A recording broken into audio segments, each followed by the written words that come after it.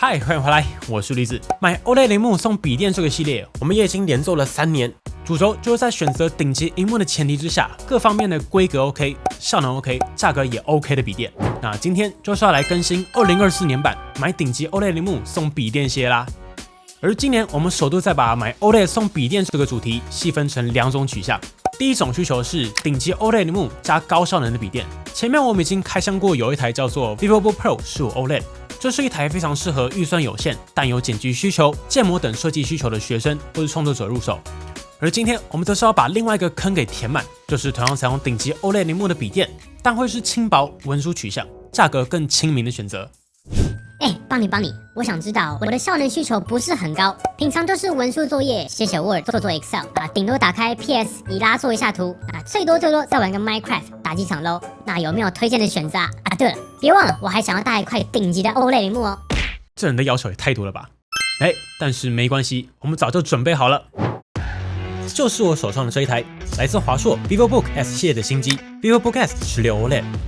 我们首先还是先来看规格表，这台笔电是采用了一块16寸，解析度来到3200×1800，达到 3.2K 的高解析度萤幕，并且各项重要规格我们也精挑细选过了。这台同样拥有120Hz 高萤幕更新率，并且是更适合文书作图的16:10萤幕比例，打稿做报表16:10真的舒服很多啊！并且买 ASUS 里面同样有 sRGB、DCI P3 和 Display P3 的内建色域调整选项，拿来创作也更省心。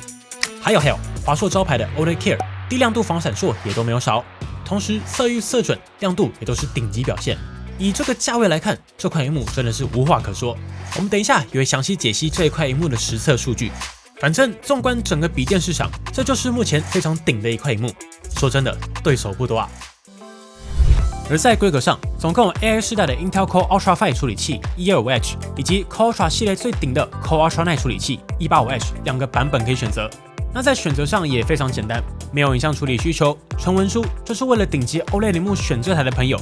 那 Ultra 5的版本就非常够了，16GB RAM 1TB 的存储空间，重点是开价只要36900元，搭配上顶级 3.2K 120Hz 萤幕，拿来文书非常舒服够用的规格。而如果你有影像处理需求，或是平常文书的 loading 比较重，那就是选择 Ultra 9处理器 ，RAM 也会提升到32GB， 开一堆视窗、网页做图都会更加充裕。对了，这台也有内建 Copilot 按键哦。重点是VivoBook S 16 OLED 虽然是一台16寸的笔电，但重量控制非常漂亮，只有 1.5公斤，以16寸机型来说也非常轻。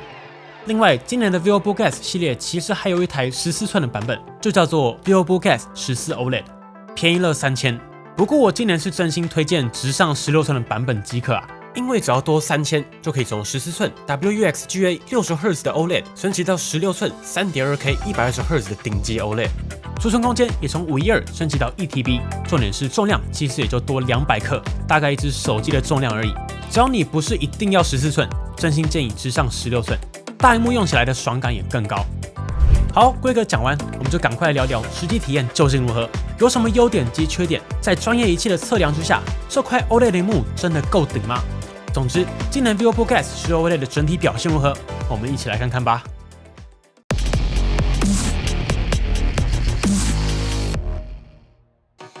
首先看到外观，今年的 VivoBook S 16 OLED 在整机的设计 ID 上，与我们不久前开箱过的 VivoBook Pro 15 OLED 相同，都采用了2024改款的新版设计 ID， 相比起过往 VivoBook 系列更偏向活力、简约、跳色的设计风格。今年的 VivoBook 完全变成简约质感风。我自己是觉得，你们看这个 A 面，还有这个 B 面、C 面的质感，是不是真的好了不少？这次的黑色版本也是真的黑到非常彻底，远远的看多少有一种高阶系列的商务感。A 面同样采用整片的乌黑金属双盖，搭配上新版的 VivoBook logo， 没有多余的设计，干净利落，并且这个雾面处理也是比较粗的那一种。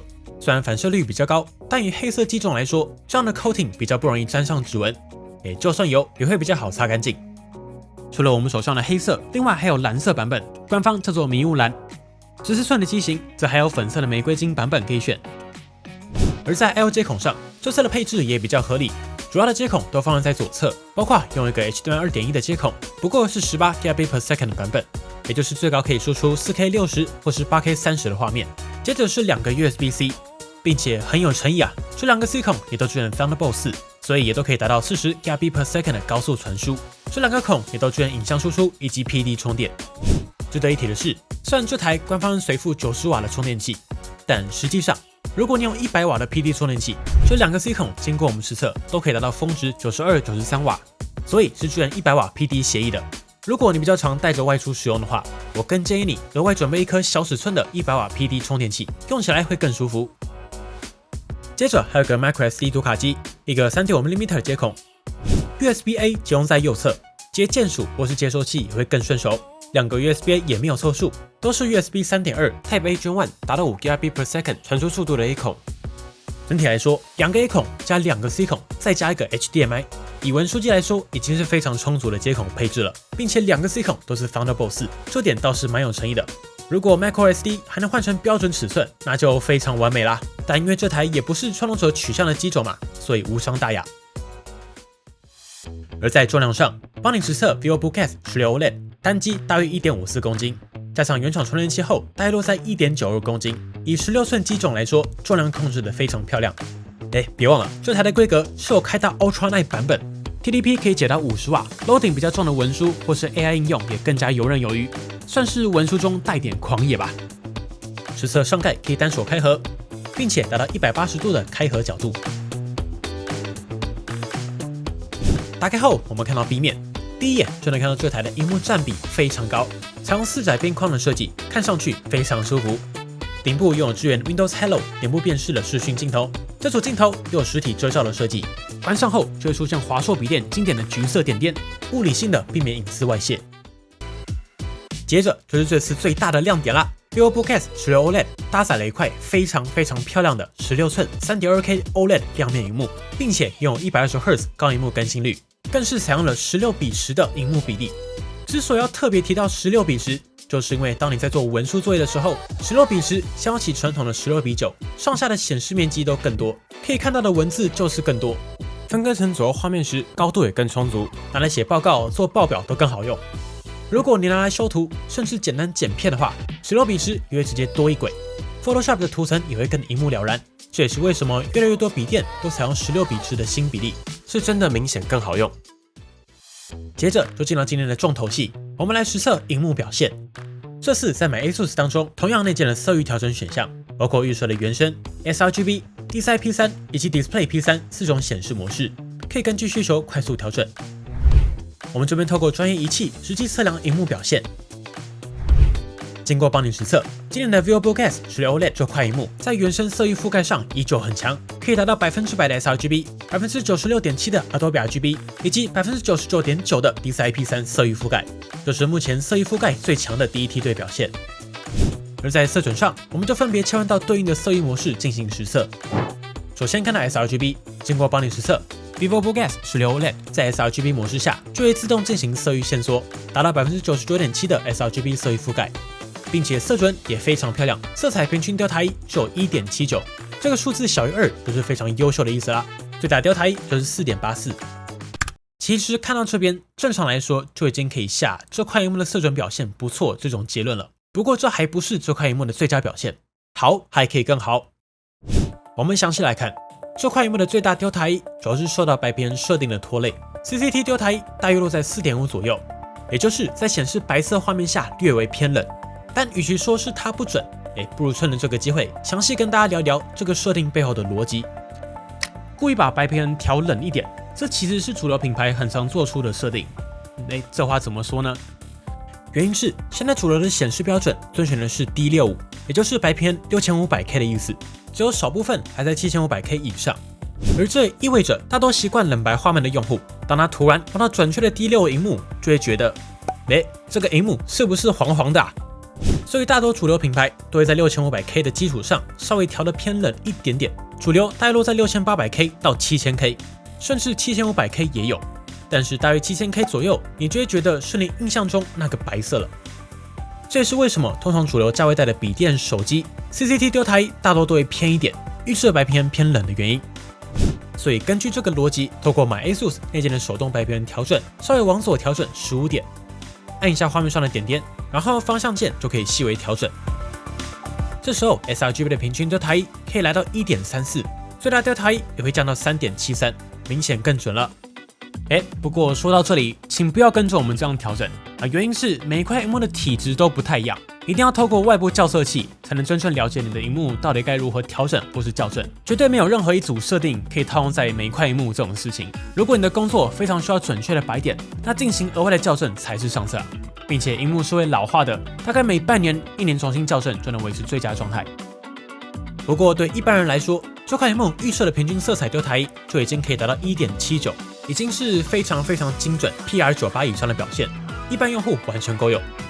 不过倒是期待华硕这个白平衡调整可以直接标出 6500K 的位置，让一般用户可以选择。我们把剩下的模式也都测完，在 DCI-P3 模式下可以达到 99.7% 的 DCI-P3 色域覆盖，平均色彩丢台来到 1.73， 非常准。最大丢台 3.91，Display P3 之下同样可以达到 99.6% 的色域覆盖，色彩平均丢台 1.84， 最大丢台 4.04， 都已经是非常优秀的表现了。而在亮度表现上，我们也实测室内100%显示面积下，最大亮度可以达到420尼特左右，在播放 HDR 影像时，更可以达到600尼特以上的峰值亮度。同时，这块幕也拥有 VESA Display HDR True Black 600的认证，帮大家实测可以成功串流 YouTube HDR。稍微可惜的是，这台并没有 Dolby Vision， 但是可以点灯 Netflix 的 Dolby Atmos 杜比全景声。另外，如果你是新朋友，我们也简单带一下为什么大家会想选 OLED 的萤幕。其中一个主要的原因，前面已经测过了 ，OLED 具有超高色域覆盖，容易做到高色准，且均匀度相较 LCD 更容易做好的绝对特性，并且 OLED 还有一个天生的优势，就是纯黑不发光。可以从画面上看到，左边这是一台传统 LCD 萤幕笔电，就算显示黑色，它也会透出蓝蓝灰灰的发光。而 OLED 这边显示黑色时，可以完全关闭像素点，也就是很多人在说的 OLED 无限对比，真正全黑，也不会有 LCD 异光、亮度不均匀的问题。尤其拿来追剧的话 ，OLED 依旧是目前笔电上最强势的显示技术。同时 ，OLED 萤幕还有几个附加属性，包括低蓝光以及低延迟，全部综合下来，才是 OLED 之所以强势的原因。另一方面 ，OLED 也有2个不足，第一个是烙印问题。不过因为这几年机材提升非常多了，基本上在正常亮度之下，就算你长时间放置，也比较难产生烙印了。二来是以华硕来说，在买 ASUS 里面就有 ASUS OLED Care 的设定，当你闲置的时候，萤幕就会自动进入到像素重新整理的模式，并且华硕也有像素位移避免烙印的设定。如果你很小心，那也可以开启自动隐藏 Windows 工具列，进一步避免烙印产生。而在 PWM 问题上，这台也有低亮度防闪烁的功能，使用的方式很简单，只要把 Windows 设定里面的亮度调整到大于 60%， 然后透过买 ASUS 调低亮度，这样防闪烁功能就能正常启用了。好，萤幕完整讲完了，我们继续往下看。接着我们看到 C 面，排列还是大家熟悉的16寸 VivoBook， 右侧保留了大家喜欢的实体数字键，但方向键依旧不是全尺寸。然后这个触控板依旧超级大呀，大面积的触控板就是好用。这次触控板的滑顺度和回馈也都不错，按压也有精英设计。这台我自己比较喜欢的还是这个非常方正的巧克力键帽，看起来非常舒服工整，并且没有跳色设计，也更成熟有质感。顶部有快速关闭麦克风的快捷键，这个很好用，感觉 F11还空着，可以再放一个快速关闭相机。这里也有买 ASUS 的快捷按键。另外，身为 AIPC 的一员，这台当然也有 Copilot 快捷按键。只要按下这个 Copilot 按键，你看旁边的这个 Copilot 就会马上跳出来，你可以问他任何问题，像是你问他现在网络上最热门的科技话题是什么，它就会像是小助理，可以帮你整理相关的资料。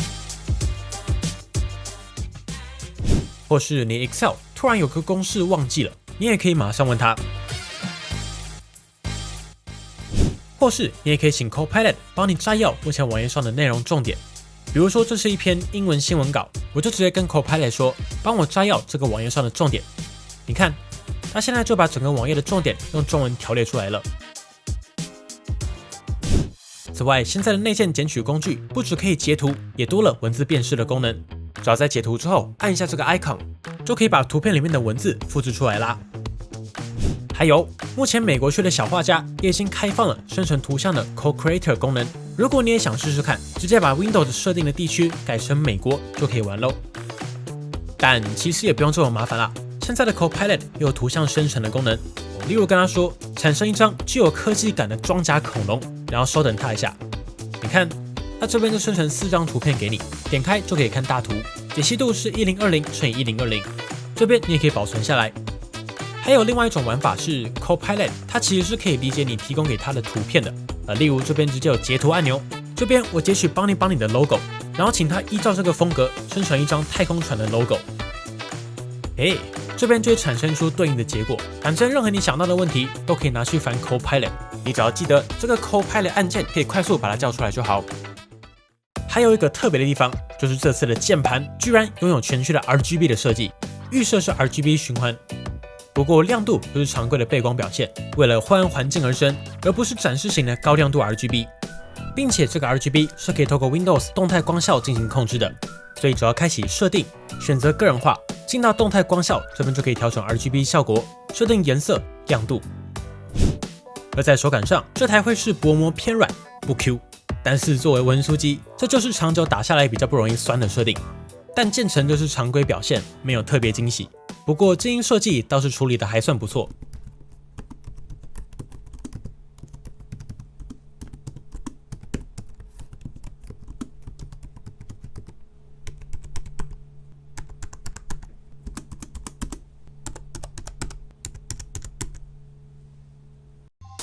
接着我们就废话不多说，直接进入到效能测试吧。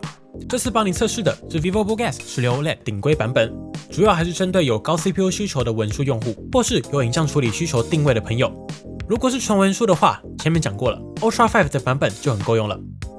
我们手上的版本是全新 AIPC 世代的 Intel Core Ultra 9处理器 185H， 也是今年 Core Ultra 最顶的选择，拥有6个 P Core 加8个 E Core， 还有2个 LPE Core， 总共16核22指营序的架构。以文书定位来说，已经是非常强的一颗 CPU 了。这台没有独显，就是采用 Intel Arc 内显的机型。Ultra 9版本搭配的是拥有8个 Xe Core， 频率满血来到 2.35 GHz 的版本。不过这个内部看起来还留了蛮多空间可以塞的，不过可想而知，把它塞满也就变重了。话说，如果你也想要拆开这台机器，有3个小地方要注意。第一，这个胶垫下面还有一颗螺丝，要记得把它拿起来后取下。第二，这个黑色饰片下面也还有一颗螺丝，不过华硕居然在这个饰片用的是硬塑胶，所以取下来需要找个角度，小心一点。还是建议华硕之后可以换成细胶垫，会比较好取下来。最后一个，这台的地面是轻量化设计的金属后盖，所以它的边缘切得非常的薄，拆装一定要小心，不要问我是怎么知道的。另外，华硕这边又做了整条的结构强化，所以你去按压地面，厚实度也还算不错。接着看到记忆体部分，这台采用的是 LPDDR-X Onboard， 也是轻薄笔电为了减重的常规设计，所以在选购的时候就要选好，之后是无法扩充的。有需求的话，可以直上 32GB 的版本。储存空间部分搭配的是 WD 的 S3560 1TB M.2 PCIe 4.0 SSD， 预设就包上了散热片，实测循序读写速度分别都在每秒5016以及3413 MB， 表现也还算不错。另外，身为 Core Ultra 世代的机种 ，VivoBook S 是 OLED， 同样内建了专为 AI 运算而生的 NPU 处理器。你看，在系统管理院里面就可以看到 Intel AI Boost 的 NPU， 这边简单带几个 NPU 的重点。第一种就是 NPU 在即时运算上会比过往透过 CPU 或是 GPU 硬解更加省电。例如，现在越来越常态的线上会议，过往透过独立显卡的机种开启背景模糊之后，大约需要20到30瓦的功耗才能做到。而现在有了 NPU 的机种，透过 Windows 内建的视讯背景模糊实测，就只要5到10瓦左右就能搞定。顺带一提 ，VivoBook S 10 OLED 的 Windows 视讯效果也可以启动自动追踪，也就是镜头会跟着你人的位置自动裁切，让你尽量保持至中。另外也可以开启眼神修正的功能。而说到 Intel Core Ultra， 那就不得不提到这一代最大的亮点，也就是今年 Core Ultra 系列处理器的内显效能大幅提升，从过去已经不错的 Iris Xe 内显全面换成 Intel Arc 内显。我们这边也简单实测。VivoBook S 16 OLED 这颗 Ultra 9处理器 185H 搭配上的就是满血的 Intel Arc 内显，拥有8个 Xe Core。实测在 3DMark TimeSpy 当中拿下3758分。对比上一个世代96 EU 的 Iris Xe 内显，提升达到 2.65 倍。这次的内显提升真的非常大呀。不过先前我们就有讲过了，目前 Intel Arc 内显的效能在输出和专业软体中的创作需求会有比较好的发挥，游戏就比较吃最佳化。不过最近 Intel 几乎都维持着1-2个礼拜就更新驱动的高产频率，游戏表现也都慢慢上来了。但是说真的，以文书笔电来说，这么强的内显效能，你就算拿来轻度剪辑 1080p， 甚至 4K 瞬剪都没有太大问题了。更不用说 Photoshop 或是 Lightroom、Illustrator， 基本上对 VivoBook S 16 OLED 来说都毫无压力。甚至如果你偶尔想要稍微放松，简单玩玩主流游戏也完全没有问题。不过它毕竟就是内显嘛，建议是设在 1080p， 跑起来 FPS 会比较稳，玩起来也会比较舒服。例如我们实测，在主流游戏 LoL 英雄联盟 1080p 低画质当中，就可以达到平均210帧的表现。2024年拿轻薄笔电打 LoL 已经很稳了，甚至如果你想要玩一些3A 也完全没有问题。例如在 Cyberpunk 2077 Full HD 低画质，并且开启 XeSS 效能档位，大约可以达到平均 48.5 帧左右顺跑的表现。轻薄笔电玩2077不是梦了。或是经典 3A 五木骑兵暗影的表现，1080p 低画质也可以稳定在平均62帧以上的表现。接着测死亡搁浅，在 1080p 低画质之下，也可以达到平均超过67帧以上的表现。不过还是要讲清楚，会觉得这个表现不错，还是以内显来说啦，并且是在 1080p 低画质的设定下。但我也是真的没想过，有一天文书笔电也需要测游戏效能啦。现在的文书笔电偶尔可以玩玩简单的游戏，是真的蛮舒服的。不过如果是全游戏取向的朋友，那选择有独显的机种还是比较理性一点啦。而在散热上 ，VivoBook S 16 OLED 采用了2组97叶片的散热风扇，热管也给了2组。不过因为只有 CPU 要接，双风扇双热管也没太大问题。比较值得一提的是，作为 VivoBook 系列的机种，买 ASUS 里面也有全转模式。开启后，风扇只要有负载就会全转，适合拿来输出使用。散热效果会好很多，但噪音也比较明显，达到54分贝。平常使用的话，最多是建议选择效能模式即可。2个模式在 Cinebench 多核测试当中，单核差不多，多核大约有 7% 左右的差异。但别忘了，这是一台文书笔电啊，90%以上的时间你根本不会有这么高的效能需求，建议最多选择效能即可。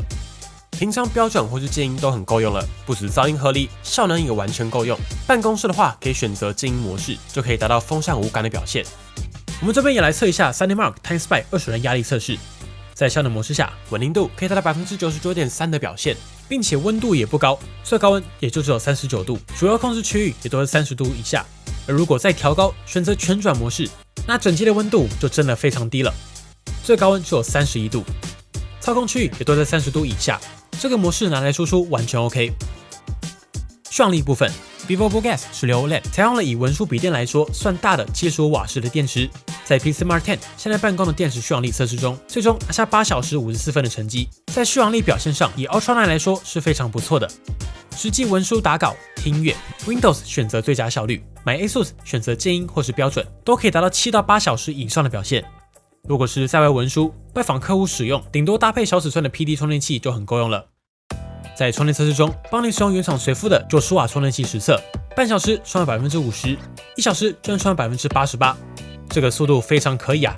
最后的 10% 则是进入到慢速充电保护电池，充了40分钟，完整充满耗时1小时39分钟。最后，帮你也一样提供所有的跑分测试供大家参考啦。而在内建的外放喇叭上，这台拥有 Harman Kardon 认证的 Dolby Atmos 立体声喇叭，以同价位来说落在常规表现。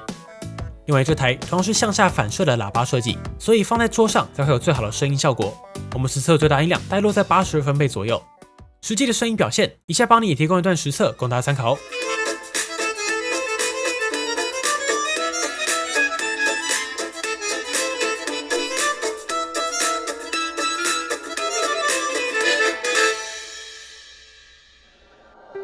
整体来说 ，VivoBook S 16 OLED 这次最大的亮点，也就是这块非常漂亮的 3.2K 120Hz 顶级 OLED 萤幕，并且所有萤幕境界功能该有的都有，包括4档的内建色域描述档、OLED Care 防止烙印、低亮度防闪烁都有。唯一小可惜的是，作为入门机种，这台就没有 Dolby Vision 授权，不过启用 HDR 和 HDR 串流都是支援的，这个没有问题。其次，这台在16寸的体积，并且效能释放也不错的设定之下，最终控制在 1.5 公斤左右。对 loading 比较重的文书用户来说，也是一台值得考虑的选择。同时，作为 AIPC 的一员 ，VivoBook S 16 OLED 这次也内建了 Copilot 实体按键。我在想，这是不是华硕的第一台有加上 Copilot 按键的笔电啊？先前开的都还没有看到。好了，本期节目就先到这里。这集我们在有限的时间内，尽可能帮大家把所有的重点都详细测完了。如果还有任何问题，欢迎底下留言一起讨论。我们就相约明年2025的买 OLED 送笔电再见啦！如果喜欢本期的节目，不要忘记订阅邦尼帮你，并且打开小铃铛，及时收到我们最新的评测通知。当然，你也可以在 Facebook 邦尼 AI 小助理、Instagram 以及 Line@ 找到我们。如果还有其他问题，别忘了底下留言。那我们就下期影片再见喽！